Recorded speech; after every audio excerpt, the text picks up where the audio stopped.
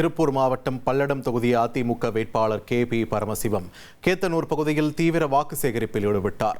அப்போது அதிமுக நிர்வாகி ஹரிகோபால் அங்கு கூடியிருந்த மக்களிடம் தெலுங்கில் பேசி ஆதரவு திரட்டினார். தொடர்ந்து வேட்பாளர் பரமசிவம் பொதுமக்களை சந்தித்து இரட்டை இலை சின்னத்திற்கு வாக்கு சேகரித்தார்.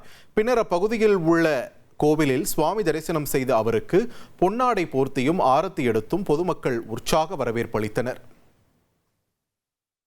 வந்த சின்னமான இரட்டை இலை சின்னத்திலே ஆதரவு தாருங்க.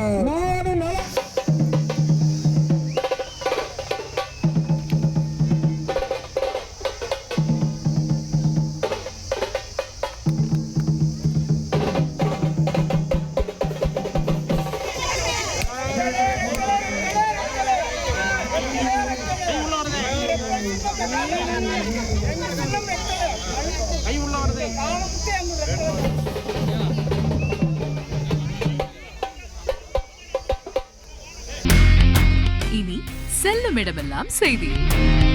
தந்தி டிவியின் வாட்ஸ்அப் சேனலை ஃபாலோ பண்ணினா செல்ல இருக்கும் இடமெல்லாம் செய்தி. இதோ QR கோட் இப்பவே ஸ்கேன் பண்ணுங்க, ஃபாலோ பண்ணுங்க.